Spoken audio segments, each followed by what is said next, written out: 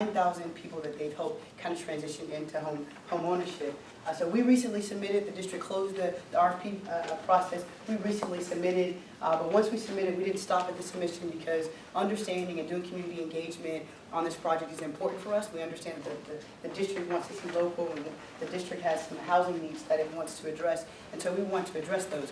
But what we understand fundamentally about our project is that it's not just the people in 6C06 that will be impacted by our project. As an adjacent A and C, the members, your constituents, will also be impacted by our project. And so in terms of not only wanting to be a good neighbor post-award, but we also want to be a good neighbor as we're going through the process. And we want to make sure that the district is assured that the team they pick, which we hope is us, that team will be a team that has not only shown the commitment in paper, but we continue to do that post-submitting our proposal to you. So I'll just give you, I don't want to take up very much time. We wanted to come and introduce the team, introduce our project, and then ask you for any input for, again, we've submitted our proposal, but there's definitely still some room as we look at it for what we do. For example, we have 33,000 square feet of retail space that will be a part of our project.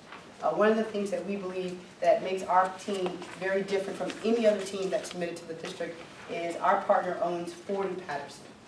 So we have 40 Patterson that's already owned by the team, and then 2 Patterson that we're hoping to acquire from the district. And so we will combine both of those lots for our project. The combination of those lots will allow for us to build approximately 267 rental units and 203 condominium units. So we hear the community, we've heard the city say that there's a need for affordable housing and rental, but there's a great need for affordable housing in home ownership.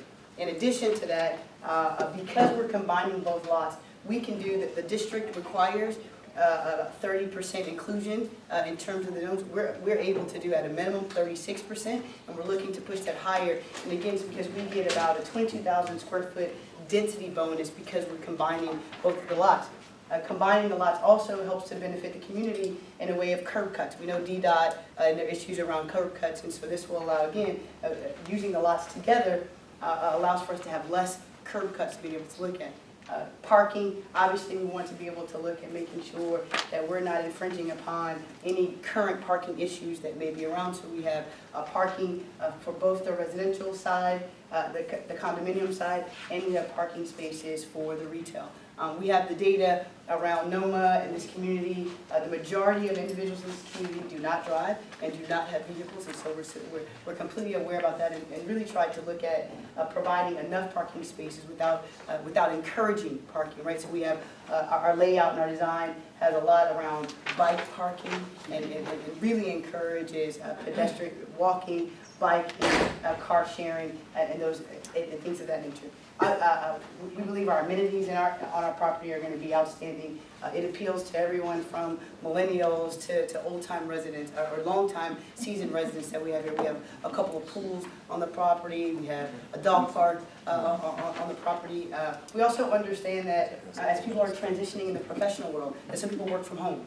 We have a lot of people that work telework on 1 day a week or 2 days a week, especially the federal government. So we've started a partnership with WeWork to be able to provide that space in the building, not only for the community, but for people who live in the building to have the opportunity. So if you work from home, you can just come right downstairs, right, and you can have all the amenities of a business to be able to operate. We've also been very cautious. Our team had a preliminary meeting with the NOMA bid before we submitted and looking at the NOMA meander. So we looked at our design to make sure that we were a part of that, because we really want this building and this property to be not only a great architectural building, we not only want it to fulfill a great need in terms of housing, but we want to be a good neighbor. So we recognize that in order to be a good neighbor, you've got to have an understanding of what the community wants. That's part of the reason why we're here at 6E. Because again, we want to hear, again tonight we just wanted to come and introduce and leave any information, leave our contact information, leave information about our project. If anyone has any questions, if anyone has any, 6E, we would hope, would shop at our retail space. So if there are some needs that the commissioners or the community has heard about we have not dedicated any of the retail space to any specific provider. We just know that we're going to have the space, and so there may be some ideas, there may be some business owners in the room or some business owners in 6E that want to have a conversation with us about being able to provide. And lastly, I'll say that in terms of our residential and our housing, we hear the community in terms of not only having efficiencies and 1 bedrooms and 2 bedrooms. And so our property on both the rental side and the homeownership side has 3 and 4 bedroom units to accommodate family size. We know we have grand families and grandparents taking care of children, and we have, not everyone in the district is like myself without children, right? They have 1 or 2 children, and so we want to make sure that as we're planning and as we're building right onto Patterson, right on North Capitol Street, that we're providing opportunities for long-term residents and new residents alike to be able to come in and take part of what we believe is going to be a fantastic building. So Tion handed out information to the commissioners.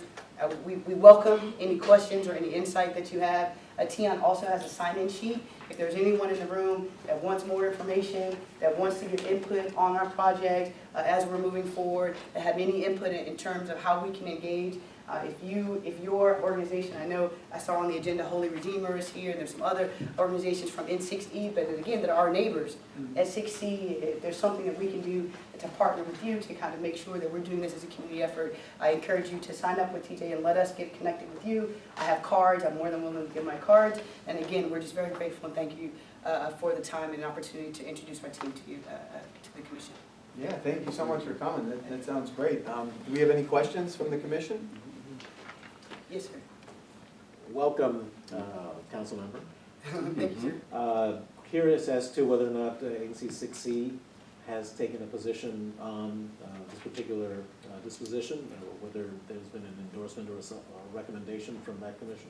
No, similar to you, we put in a request to go and to talk with 6C, and so that's a part of our journey. And so even right now, part of our journey is just going and talking about the project, talking about us, talking about our team, trying to give most people, you kind of outed me, but you know, so not a lot of people here know who I am, not a lot of people know who our team members are, and so what we wanted to do in the month of October, to be very honest with you, was just take time, spend time going around and introducing ourselves and talk to people, giving them an opportunity to ask questions, and then you know, ultimately we would love for their support, we would love to have your support.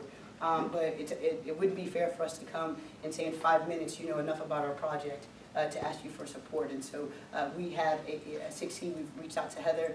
We also understand that Heather is our SMD ANC for 6C06. And so we're even reaching out to the young man who's running for her seat in November. And so we're very conscious of making sure we're reaching out to Hanover Place and 5E. And so our intention is to reach out to all of the stakeholders, because again, when we start building construction on North Capitol Street, those are not going to be the only people who potentially are inconvenienced, right? And when we have the benefit to the property, it's not only going to be those people, so we'll definitely make sure to do that. And once we find out what, ideally, we get their support, and we'll make sure to keep you updated on any support or non-support that we may get from 6C. So obviously, you know, we don't have the benefit of seeing a presentation or getting any information about the other bidders on this particular parcel. We've always been very diligent in the dispositions in our jurisdiction to hear and presentations from all of the bidders and to get input from our constituents in order to be able to make recommendations. So I don't imagine that, you know, that we would take the time to inject our opinions into our neighboring ANC's jurisdiction, but if we were to do that, then certainly I would recommend that we take the time to hear from all of those bidders. Well, I mean, I think that, you know, one of the things that we appreciate about being different about our development team is that we are here, and that the other development teams are not here. We all submitted, right? We all understand the impacts that it's going to have on the community, but it was just one of us that chose to say that, you know what, that 6E is a stakeholder and that's impacted, and we feel it's important enough. We believe that as we're looking at being a good community partner, as being a good community developer, that we don't just stop at the immediately impact, but we look at the not just the primary area, but the secondary area. And again, we definitely, I know the politics of ANC, so we're not, definitely would never ask you to step on the foot of 6C as a overriding support or overriding position on our property. But again, this development is large and is significant and will have great impacts, and we know that it's going to impact your commission, and that's why we're here. And I think that for my position, Mr. Commissioner, to you would be that why aren't they here? Right, why aren't they kind of sharing, like they submitted, and that was enough for them? And that speaks nothing to their proposal on the technical side, we know that. But again, our approach in making sure that 6E, right? Because your constituents will use our property, we want to hear from you.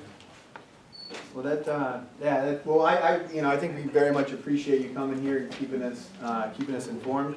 I think, we'll certainly be following this closely and see who 6C, gets behind in this. And, any questions or concerns, and in particular if you win it, we will be in contact with 6C, obviously, if there's something our community would like to say or see. We'll probably I think it'd probably be best to work through 6C. But thank you so much for coming tonight, I appreciate No it. problem, thank you for the time. All right, good luck. Good things. All right, Toll Brothers.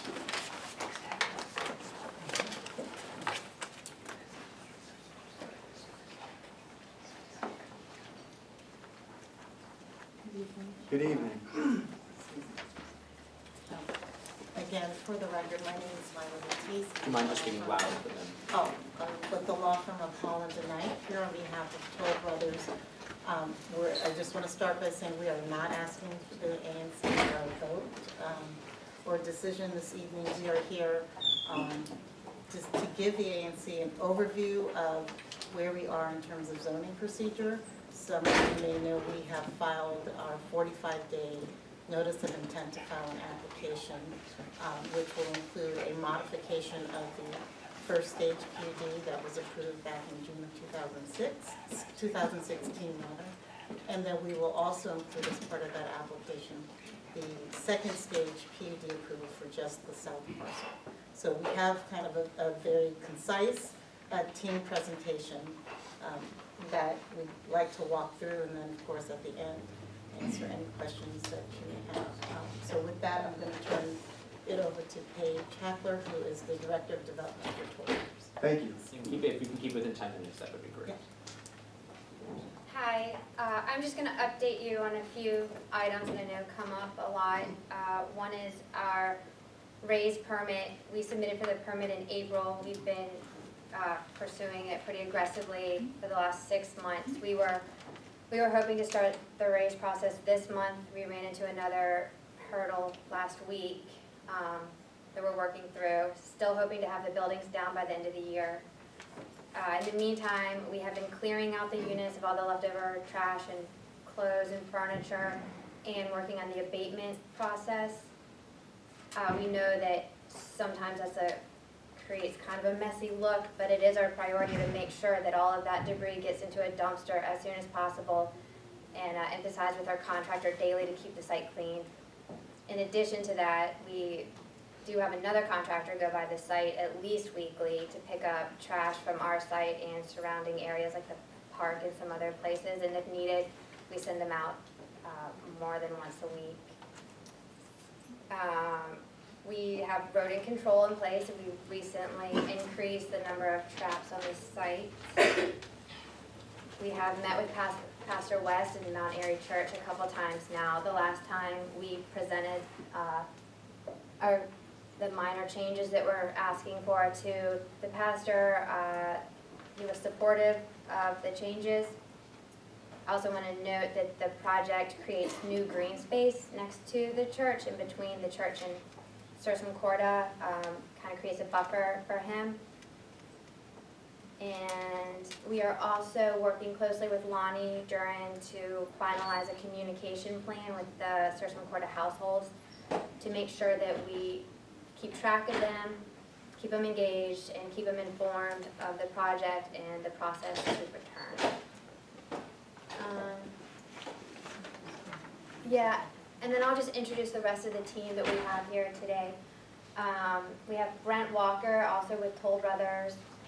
We have also brought on a partner, L&M, and we have Jonathan Cortell and Yasmin Cornelius here. And then our design team is WDG Architecture, Matt Lamb and Ingrid Maroney, and Trini Rodriguez with Parker Rodriguez, our landscape architect, and then Lila Batiste, our land use council. which is always the most important job, right? You tell me how it works, right? I'm just gonna walk through, kind of the zoning procedure in terms of where we are, and then the design team will walk through some of the changes that are proposed in the zoning application. So as I mentioned, we had a first stage PUD approval, passed or approved by the zoning commission of June of 2016. And that approval only it primarily relates to the height, massing, and density for the buildings on the project.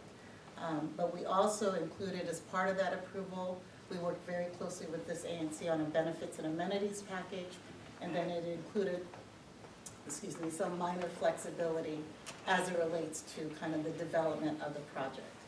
That approval, the first stage PUD approval, is valid until June 30, 2023, so long as we file an application for a second stage approval for the south parcel by June 30th of 2019. And so here, this is the south parcel that's intended to be developed as phase 1 of this project. So the second stage PUD is where you get into what most of you probably see as a traditional consolidated PUD application. But the second stage PUD will get into more of the building design, architectural elements, the floor plans, kind of all of the very, the details of the project that were not included in the stage 1 PUD. So when we file this application, and we're looking to do that by the end of October, you'll see some of the modifications to our stage 1 approval, which the design team will go over, and then you will have a very detailed set of plans that relates to the development of the south parcel. Okay, so with that, I will turn it over to the design team. Again, my name is Matt Lamb with WDG Architecture. Shane may chime in briefly. The main thing is at the south parcel, south of Pew Street, the main changes that we're proposing is a minor adjustment to the site circulation.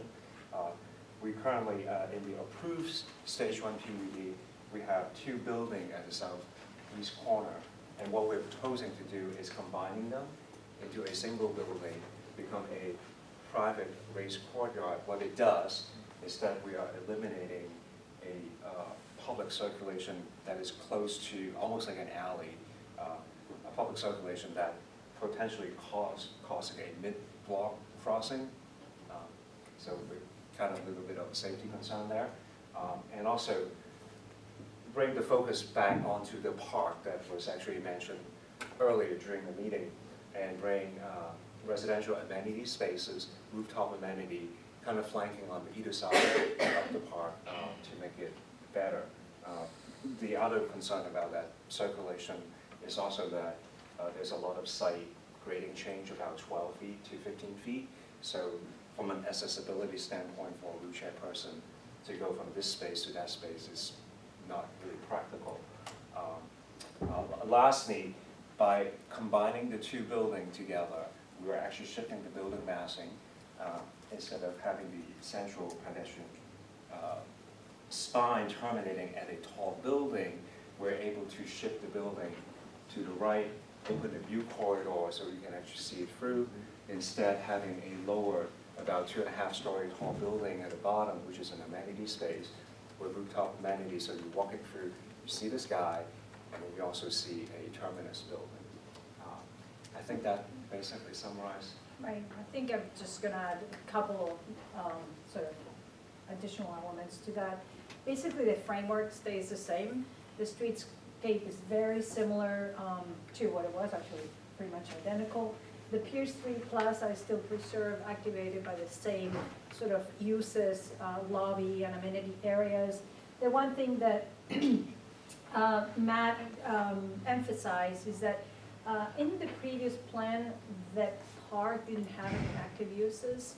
So what this new proposal does is it brings amenities at the ground level, potential retail at this corner, amenities that open up from both buildings into that site.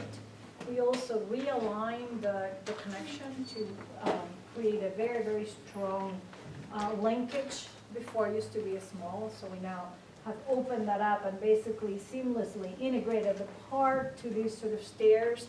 So the park is now in effect, feels bigger because we're incorporating this component.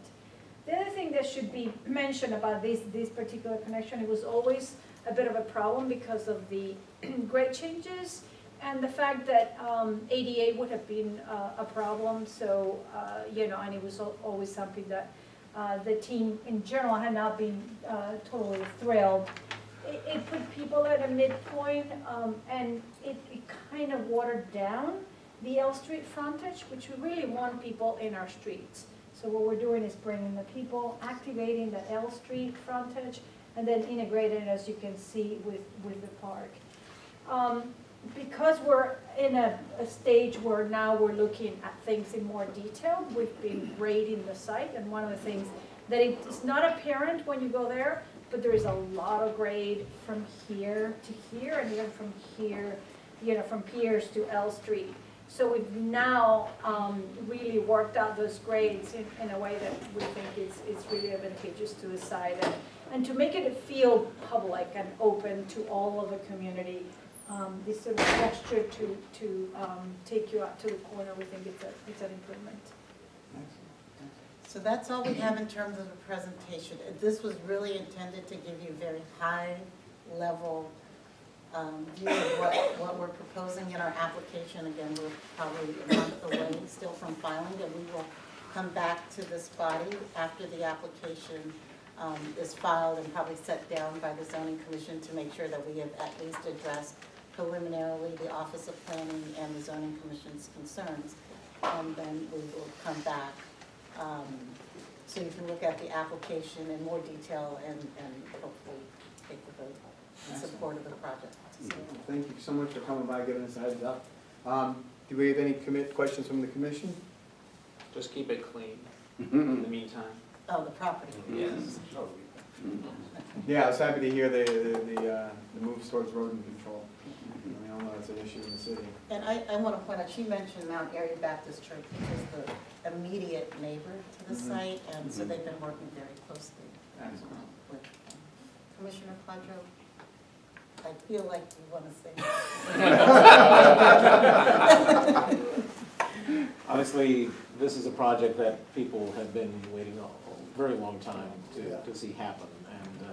And the delays that have been incurred in terms of the transition between ownership have been a concern. So we're eager to see this move as rapidly as possible so that we can have our new neighbors join our old neighbors here, which should be a premier part of our jurisdiction. Yeah, I did a walkthrough through it, and I noticed that they have been picking up a lot of trash recently and stuff like that. And because in the morning I take that commute through that area and, just check the eyes on, but they have been piling trash up and pulling it out. So let's get cleaned up like it though, so thank you all for that. All right, well, That's what we do. well, thank you so much. Thank you. Thanks so much for coming. We look forward to seeing the application. Okay, thanks. Thank you. All right, next up, our friends from Douglas Development. I'm using this.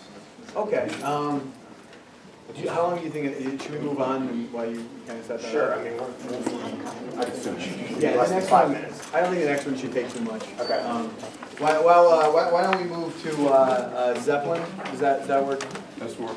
All right, while we Douglas Thank you. sets up, so this, I'm sure, this is in Commissioner Padro's district. So Commissioner Padro? Yes, Zeppelin? yes, with the principals from Zeppelin forward. The proprietors of Chaplin's at 1501 9th Street Northwest have leased the former Shaw Bijou space at 1544 9th Street Northwest, also formerly home to French Quarter Brasserie. And they're bringing us sushi, which we've been without for a while. So we've had some discussions with the neighbors. Folks are very excited about having this operation there. There was Hey, guys. If you're gonna talk, can you take it outside? Thank you. Sorry. There was only one, concern that had been expressed in terms of the hours of operation of the summer garden, of the outdoor cafe. During the ABC licensing committee meeting last Thursday, we came to agreement on an adjustment of the hours that were proposed, by the applicant. So if the applicant will make their brief presentation and summarize those. Sure, just regarding the changes for the sidewalk cafe, or No, just in general? excite us about what you're doing. So we weren't gonna do to-go sushi until Alex expressed his interest in to-go sushi last week. Now we'll be doing that. Otherwise, For Alex. Zeppelin, just for Alex. Zeppelin is a 1950s sushi yakitori restaurant, focused on like 50s aircrafts, which will kind of be somewhat of the design as well as just like a very neighborhood, like contemporary Japanese design. It's done by Reed and Taylor Studio. They're out of Brooklyn. They did a Spida on 9th. It's like one of their only other projects locally. So the second floor, which was where a bar was with Shaw Bijou, will now be a sushi and omakase bar.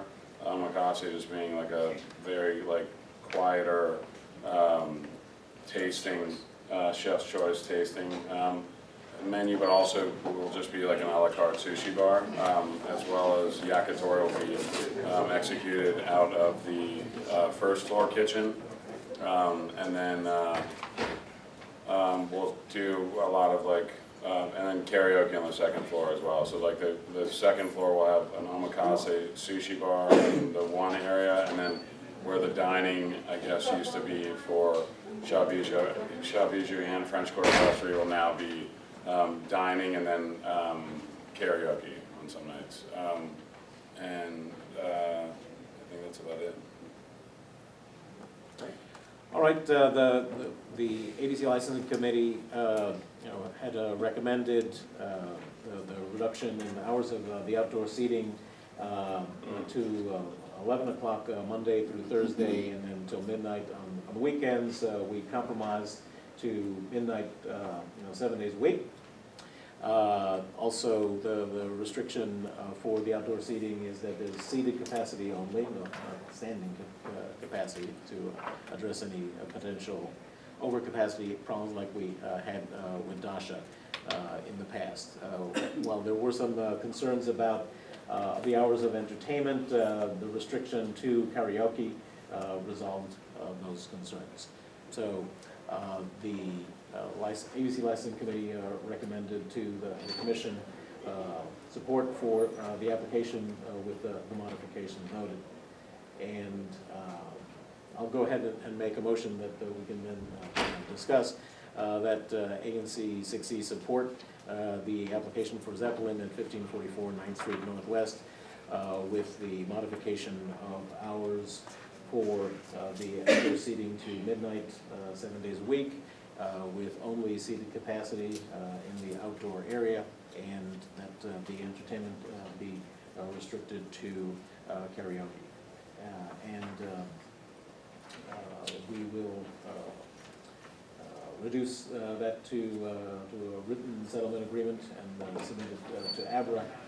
In the event that there is a problem with reaching the written agreement, then the Commission would protest the license application on the basis of peace order and quiet.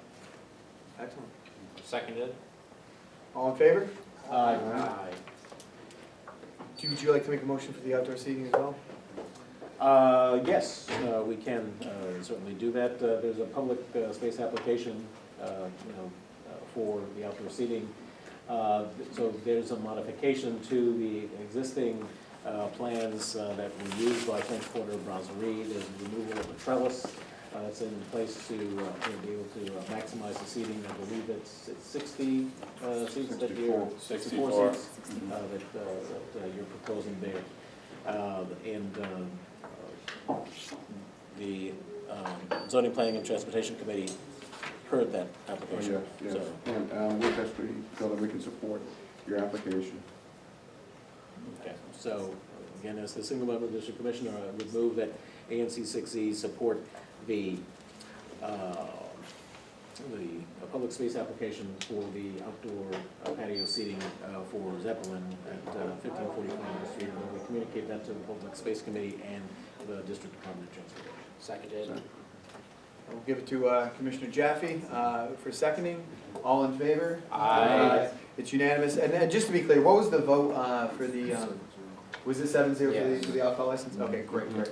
7-0 round. And I will ask Endo fail to make one point on the ABC license motion. So I'll also move that in the event that we do have to protest, that I be designated a representative for the commission for the proceedings. Seconded. Give it to Jaffe again. He keeps getting you. That's Ron, you all right. gotta be No, quicker, no man. problem.